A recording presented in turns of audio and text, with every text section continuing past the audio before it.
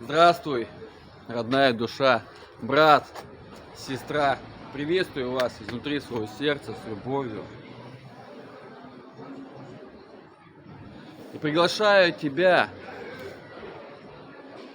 к самоисцелению в любви, к пробуждению Бога внутри тебя, брат и сестра.